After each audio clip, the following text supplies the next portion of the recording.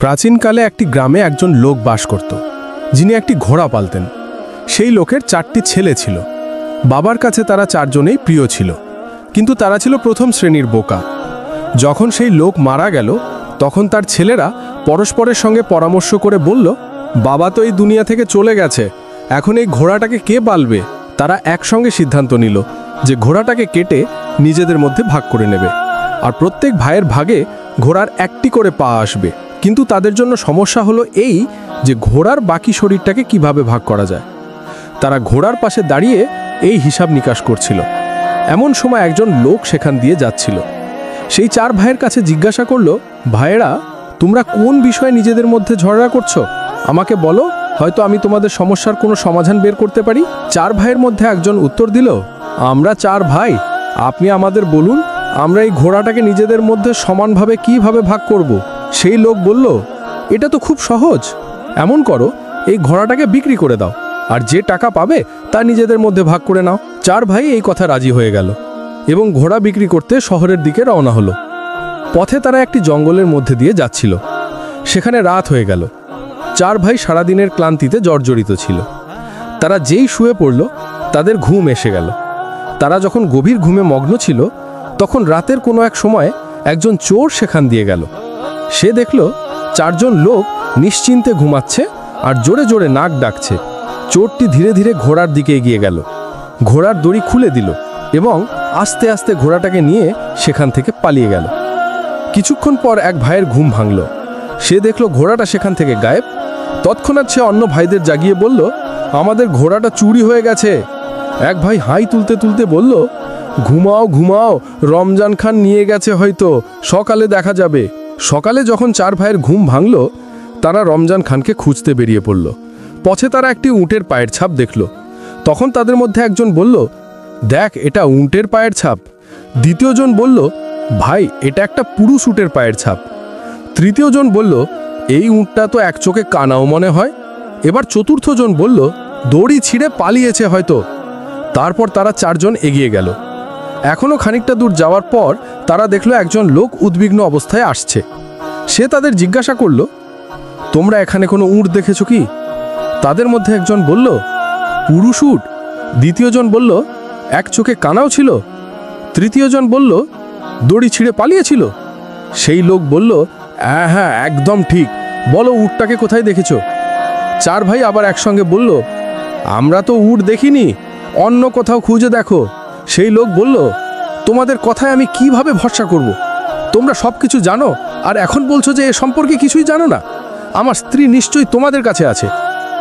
ভাইয়েরা বলল, যদি তুমি আমাদের উপর সন্দেহ করো আর আমাদের কথায় ভরসা না করো, তাহলে চলো আমাদের সঙ্গে বাদশার কাছে চলো, তিনি এই বিষয়ে ফয়সালা করবেন। এবার সেই লোকও তাদের সঙ্গে চলতে শুরু করলো। পথে চলতে চলতে তারা একটি শহরে পৌঁছলো। একটি গলিতে তারা একজন লোকের কাছে জিজ্ঞাসা করলো, রমজান খানের বাড়ি কোথায়? সে পাশের বাড়িটার দিকে ইশারা করলো। ঠিক তখনই একটি বাড়ি থেকে একজন লোক বেরিয়ে এলো এবং বলল, রমজান খান আমি, বল কি ব্যাপার? ভাইয়েরা বলল, কাল রাতে তুমি আমাদের ঘোড়াটা নিয়ে গিয়েছিলে, সেটা আমাদের ফেরত দাও। রমজান খান বলল, আমি তো আমার বাড়িতেই আছি, তোমরা পাবলো বোকা, আমি কিভাবে তোমাদের ঘোড়া নিয়ে যাব? ভাইয়েরা বলল, যদি তুমি অস্বীকার করো তাহলে চলো বাদশার কাছে চলো। এবার তারা সবাই বাদশার দরবারে পৌঁছলো। বাদশা তাদের জিজ্ঞাসা করলেন, তোমরা এখানে কেন এসেছো, কি ব্যাপার? তারা বলল, আমরা ন্যায় বিচারের জন্য বাদশার হুজুরে হাজির হয়েছি। তারপর সবাই বাদশাকে একে একে সব কথা বলল। উটের মালিক বলল, জনাব, এরা প্রথমে আমার হারানো উট সম্পর্কে সব কথা ঠিকঠাক বলল, আর তারপর বলে যে তারা সেটা দেখেনি। উট চুরি করেছে নিশ্চয়ই এরাই, আমি ন্যায় বিচার চাই। দ্বিতীয় লোক বলল, আমার স্ত্রী রাতে বাড়ি থেকে বেরিয়েছে, আর এরা তার সম্পর্কে একদম ঠিক তথ্য দিয়েছে, তারপরও বলছে যে তারা তাকে দেখেনি। আমার স্ত্রীকে অপহরণ করেছে এই 4 জনই, আর কেউ নয়। বাদশা 4 ভাইয়ের কাছে জিজ্ঞাসা করলেন, তোমরা নিজেদের পক্ষে কি বলতে চাও? ভাইয়েরা উত্তর দিল, হুজুর, আমাদের কথা আগে মনোযোগ দিয়ে শুনুন। রাতে রমজান খান আমাদের ঘোড়া চুরি করেছে। তারা এইটুকু বলতেই রমজান খান বলে উঠল, আলিজা, আমার এ সম্পর্কে কিচ্ছু জানা নেই, এরা বিনা কারণে আমাকে ধরে এনেছে। বাদশা 4 ভাইয়ের কাছে জিজ্ঞাসা করলেন, বলো, যখন রমজান খান ঘোড়া চুরি করে নিয়ে যাচ্ছিল, তখন তোমাদের মধ্যে কেউ কি তাকে দেখেছ? ভাইয়েরা বলল, হুজুর, আমাদের মধ্যে কেউ তাকে দেখেনি। তখন বাদশা রেগে বললেন, যখন তোমরা তাকে দেখোইনি তাহলে তার উপর মিথ্যা অপবাদ কেন দিচ্ছ? আর যারা তোমাদের বিরুদ্ধে নিজেদের মামলায় অভিযুক্ত করছে তাদের বিরুদ্ধে তোমরা কি বলতে চাও? এই 4 বোকা ভাই বলল, হুজুর, এরা আমাদের উপর মিথ্যা অপবাদ দিচ্ছে। আমরা অপরাধী নই, আসলে আমরা গায়েবের ইলম জানি, আমাদের সবকিছুই ইলমের মাধ্যমে জানা হয়। বাদশা বললেন, যদি তাই হয় তাহলে আমি তোমাদের পরীক্ষা নেব এবং দেখব তোমরা সত্যিই গায়েবের ইলম জানো নাকি গল্প বানাচ্ছ। এজন্য আমি একটি জিনিসকে আরেকটি জিনিসের ভেতরে লুকিয়ে রাখব। যদি তোমরা সঠিকভাবে বলতে পারো তাহলে আমি মানব যে তোমরা সত্যিই গায়েব জানো এবং নির্দোষ। তারপর বাদশা একটি ডালি বানালেন এবং তা একটি সিন্ধুকে বন্ধ করে জিজ্ঞাসা করলেন, বলো, এই সিন্ধুকের ভেতরে কি আছে? 4 ভাই একে অপরের মুখের দিকে তাকাতে লাগলো। বড় ভাই বলল, কোনো গোলাতার জিনিস আছে। দ্বিতীয় ভাই বলল, এর মাথায় একটি ছোট মুকুটও আছে। তৃতীয় জন বলল, এর মাঝে দানা দানা আছে। চতুর্থ জন বলল, কেন বলছো না সিন্ধুকে ডালিম আছে? এবার বাদশার বিশ্বাস হলো যে এই ভাইয়েরা সত্যবাদী এবং তারা গায়েবের ইলম জানে। রমজান খানকে বললেন, এই ভাইয়েদের ঘোড়া ফেরত দাও, নয়তো এর মূল্য পরিশোধ করো। আর অন্যদের বললেন, তোমরা গিয়ে তোমার উট আর তুমি তোমার স্ত্রীকে খুঁজে বের করো, কারণ এই ভাইয়েরা সত্যিই গায়েবের ইলম জানে। রমজান খানের কাছ থেকে ঘোড়ার মূল্য আদায় করে 4 ভাই সেই টাকায় ভেড়া ছাগল কিনে নিল এবং নিজেদের গ্রামের দিকে রওনা হলো। দুপুরের সময় তারা একটি জঙ্গলে পৌঁছালো যেখানে গাছের ছায়া ছিল এবং ঠান্ডা হাওয়া বইছিল। 4 ভাই ক্লান্তিতে জর্জরিত হয়ে পড়েছিল, তাই তারা সেখানেই নিশ্চিন্তে ঘুমিয়ে পড়ল। যখন এক ভাইয়ের ঘুম ভাঙল, সে দেখল একটি ছাগলের বাচ্চা গাছে উঠে গেছে আর ভেড়ারা জাবর কাটছে। সে তার ভাইয়েদের বলল, চুপচাপ উঠে পড়ো। ভাইয়েরা জিজ্ঞাসা করল, কেন, কি হয়েছে? সে বলল, ছাগলগুলো ডাল ভাঙছে আর ভেড়ারা আমাদের মারার জন্য পরামর্শ করছে। 4 ভাই সেখান থেকে পালিয়ে গেল এবং ভেড়া ছাগলগুলোকে সেখানেই ফেলে রেখে গেল। একটি ভেড়া তাদের পিছু নিল। তখন এক ভাই পাথর তুলে ভেড়াটার উপর ছুঁড়ে বলল, ভাইয়েরা, একটাকে তো আমি মেরে ফেলেছি, এখন যত তাড়াতাড়ি সম্ভব এখান থেকে পালাও। তারা অনেকক্ষণ ধরে দৌড়াতে দৌড়াতে ক্লান্ত হয়ে গেল এবং তাদের শ্বাস ফুলতে লাগলো। দৌড়াতে দৌড়াতে তারা থামলো এবং একজন বলল, গুনে দেখ আমরা সবাই ঠিক আছি কিনা। এই বলে চতুর্থ ভাই গুনতে শুরু করলো, কিন্তু নিজেকে গুনতে ভুলে গেল এবং বলল, আমরা তো 3 জন, আমাদের চতুর্থ ভাই গায়েব। দ্বিতীয় জন বলল, থাক আমি গুনি। তারপর সে গুনতে শুরু করলো, 1 2 3। সেও নিজেকে গুনল না এবং বলল, আমাদের মধ্যে সত্যি চতুর্থ ভাই গায়েব। এইভাবে একে একে 4 জনই গুনল এবং প্রত্যেকে নিজেকে গুনতে ভুলে গেল। তারা ভাবতে লাগলো যে চতুর্থ ভাই কোথাও হারিয়ে গেছে। এমন সময় সেখান দিয়ে একজন ঘোষাবার যাচ্ছিল। সে ভাইদের এই আচরণ দেখে বুঝল যে এরা প্রথম শ্রেণীর বোকা।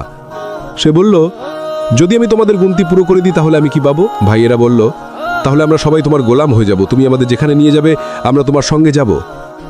ঘোষাওয়ার প্রথমে এক ভাইয়ের হাত ধরে বলল 1, তারপর দ্বিতীয় জনের হাত ধরে বলল 2। এভাবে গুনতি পুরো করলো। এতে 4 ভাই খুশি হয়ে গেল এবং বলল, আজ থেকে আমরা তোমার গোলাম। ঘোষাওয়ার তাদের জিজ্ঞাসা করলো, তোমরা এইভাবে পালাচ্ছিলে কেন? তারা একসঙ্গে বলল, আমাদের ছাগলগুলো ডাল ভাঙছিল আর ভেড়ারা আমাদের মারার জন্য পরামর্শ করছিল। ঘোষাওয়ার তাদের বলল, এখন আমার সঙ্গে চলো, আমি তোমাদের ভেড়া ছাগলের সঙ্গে মিটমাট করে দেব। তারা যখন জঙ্গলের কাছে পৌঁছালো, পথে সেই ভেড়াটা মরে পড়েছিল। ভাইয়েরা বলল, এই সেই ভেড়া যে আমাদের মারার পরিকল্পনা করছিল। জঙ্গলে পৌঁছে যখন তাদের নজর ভেড়া ছাগলের উপর পড়ল, 4 ভাই ভয় পেতে লাগলো। ঘোষাওয়ার ভেড়া ছাগলের কাছে গিয়ে প্রত্যেকের মাথায় হাত বুলিয়ে দিল। তারপর ভাইদের বলল, এখন ভেড়া ছাগল তোমাদের কিছু বলবে না। এরপর সে বলল, চলো তোমরাও আমার সঙ্গে চলো। ঘোষাওয়ার ভেড়া ছাগল নিয়ে বাড়ি পৌঁছালো। 4 ভাইও তার সঙ্গে ছিল, কারণ তারা তার গোলামি মেনে নিয়েছিল। সে 4 ভাইকে তার সামনে দাঁড় করিয়ে তাদের দায়িত্ব বন্টন করতে শুরু করলো। একজনকে বলল, তুমি ভেড়া চড়াতে নিয়ে যাও। দ্বিতীয় জনকে বলল, তুমি গরুর জন্য ঘাস কেটে এনে খাওয়ানে। তৃতীয় জনকে বলল, আমার মা অসুস্থ, তুমি তার দেখাশোনা করবে এবং মনে রাখবে তার গায়ে একটা মাছিও বসতে পারবে না। শেষ ভাইকে বলল, তুমি গেমের ফসল কেটে এক জায়গায় সুন্দর করে রাখো। বিভিন্ন কাজ এই 4 ভাইয়ের ওপর অর্পণ করে ঘোষাওয়ার তার কাজে ব্যস্ত হয়ে গেল। যে ভাইয়ের ওপর মাছি তাড়ানোর দায়িত্ব ছিল সে একটা লাঠি নিয়ে বসে গেল। যখনই ঘোষাওয়ারের মায়ের গায়ে কোনো মাছি বসত, সে লাঠি দিয়ে মাছিটাকে মারত আর বেচারি বুড়ি চিৎকার করে উঠত। 3-4টে জোরে লাঠির আঘাতের পর বুড়ি প্রাণ হারালো এবং আল্লাহর কাছে চলে গেল। যখন সে পুরোপুরি নিশ্চুপ ও স্থির হয়ে গেল, তখন সে ভাবল যে বুড়ি হয়তো আরাম করছে। সে বুড়ির গায়ে একটা চাদর ঢেকে দিয়ে এক পাশে বসে গেল। যে ভাইয়ের ওপর গরুকে খড় খাওয়ানোর দায়িত্ব ছিল, সে মনে মনে ভাবল যে এই কাজ খুব কঠিন এবং সে এটা করতে পারবে না। তাই সে তৎক্ষণাৎ দুটো গরু জবাই করে তাদের মুখ খড় ও ভুসিতে গুজে দিল, যাতে তারা নিজেরাই খেতে থাকে। গেমের ফসলের দায়িত্বে থাকা ভাই ভাবলো এটা খুব বড় এবং কঠিন কাজ, তাই সে গেমের ফসল জ্বালিয়ে দিল। যে ভাই ভেড়া নিয়ে গিয়েছিল, সে ভেড়া চড়াচ্ছিল, হঠাৎ সেখানে নিকড়ে এসে ভেড়াগুলোকে একে একে খেতে শুরু করলো। সে ভাবলো এই গ্রামের কুকুরগুলো বেচারা কত ক্ষুধার্ত, আর মনে হয় তাদের মালিক তাদের খাবারের জন্য কিছু দেয় না। সে ভেড়াগুলোকে সেখানেই ছেড়ে দিয়ে নিজে বাড়ি ফিরে এলো। দুপুরে যখন ঘোড়সাওয়ার বাড়ি ফিরল, সে এক ভাইকে জিজ্ঞাসা করলো, তুমি কি আমার মায়ের ভালো করে খেদমত করেছ? সে ভাই বলল, জনাব আপনি কি জিজ্ঞাসা করছেন? যখন থেকে আপনি গেছেন তিনি আরাম করছেন।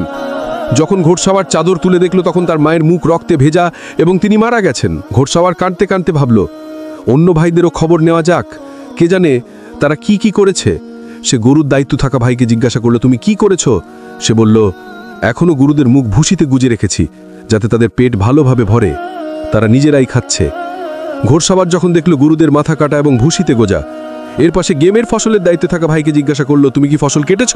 সে খুশি হয়ে বলল, আমার মনে হলো আপনার মা বুড়ি, তিনি কিভাবে রুটি রান্না করবেন, তাই আমি গমটা ভেজে দিয়েছি। ঘোড়সাওয়ার যখন দেখল তার পুরো গমের ফসল পুড়ে গেছে, এবার ঘোড়সাওয়ার শেষ ভাইকে জিজ্ঞাসা করল, ভেনা ছাগল কোথায়? সে বলল, এই শহরের কুকুরগুলো খুব ক্ষুধার্ত, আজ পর্যন্ত আমি এমন ক্ষুধার্ত কুকুর দেখিনি।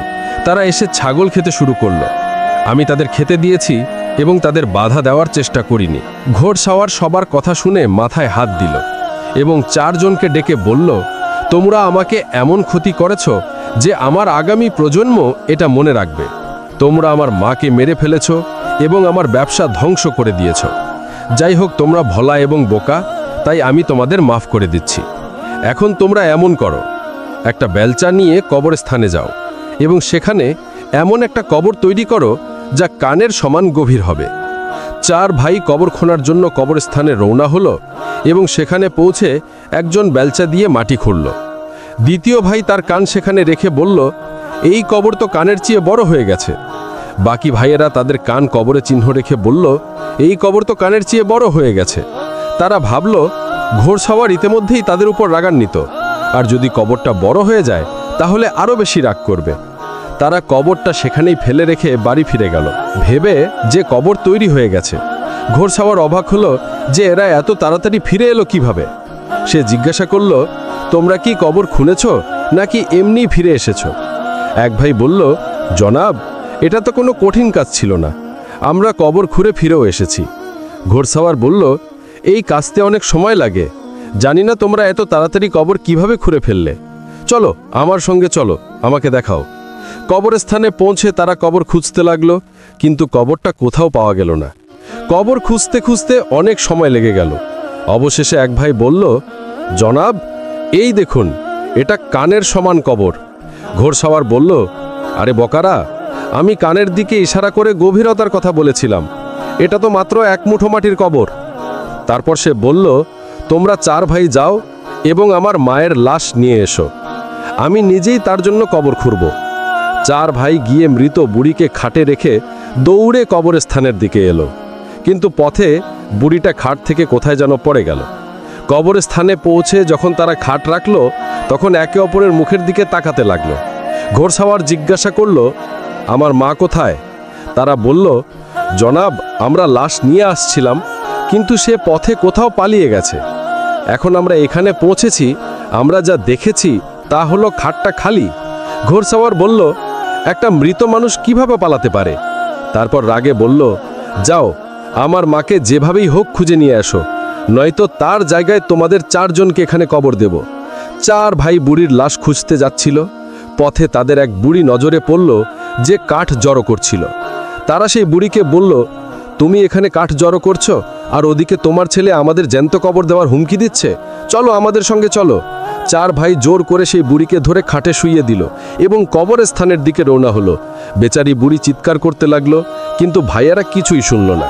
কবরস্থানে পৌঁছে তারা ঘোড়সাওয়ারকে বলল, এই নাও তোমার মা, এখন এটাকে সামলাও, আমরা তো বিনা কারণে বদনাম হচ্ছি।